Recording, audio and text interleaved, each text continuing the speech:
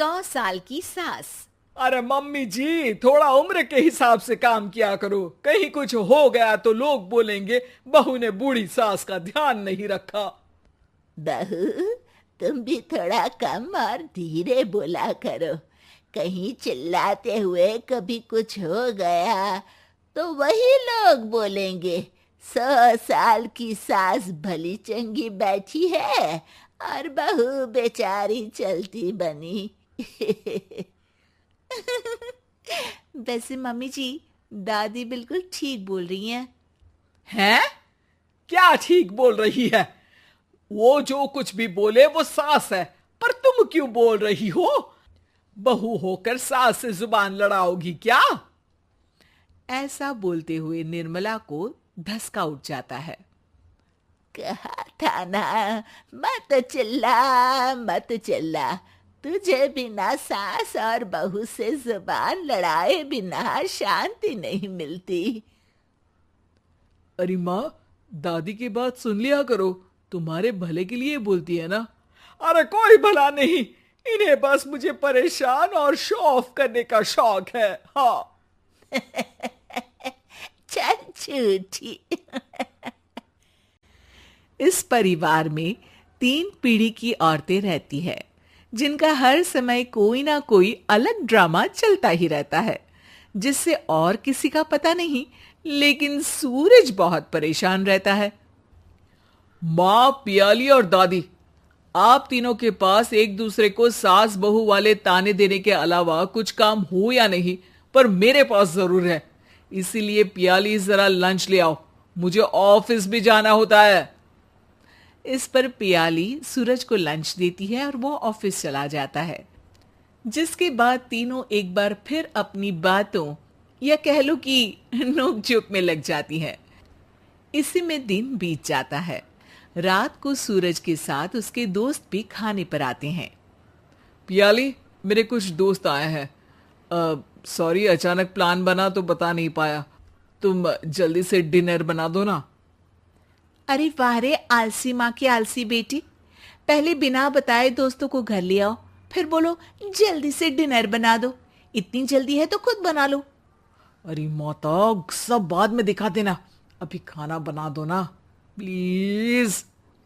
ऐसा बोल के सूरज दोस्तों के पास जाकर बैठ जाता है और पियाली डिनर की टेंशन में अपनी सास के पास पहुंच जाती है, जो अपने कमरे में आराम कर रही होती है।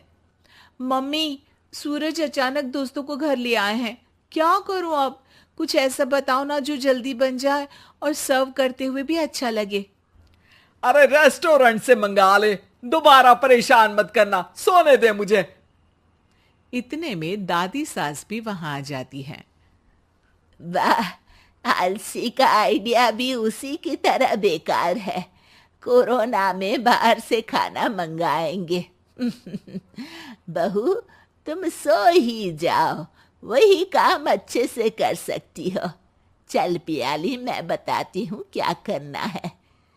इस पर दादी सास पियाली के साथ मिलकर सारे मेहमानों के लिए खाना बनाती हैं, जिससे उन्हें ज्यादा मेहनत भी नहीं करनी पड़ती और सबका पेट भी भर जाता है।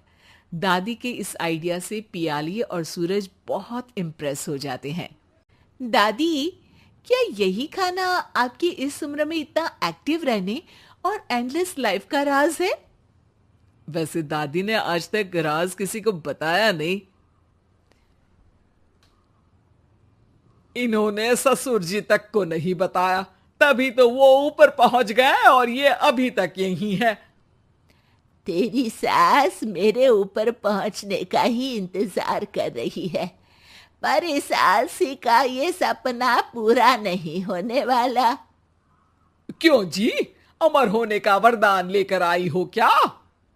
अमर का पता नहीं, पर लगता है तुझसे लंबा जरूर जी लूंगी।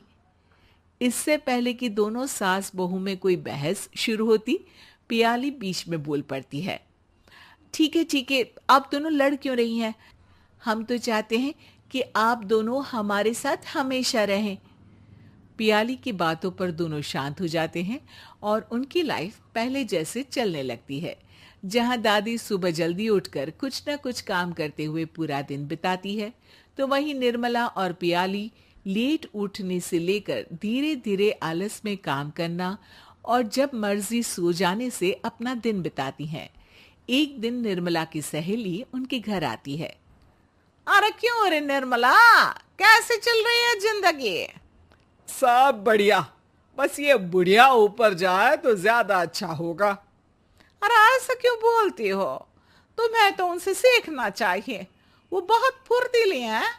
मैं उन्हें रोज मॉर्निंग वॉक करते हुए देखती हूँ, और वहीं तुम और तुम्हारी बहू हैं जिन्होंने शायद सुबह का सूरज आज तक देखा ही नहीं होगा।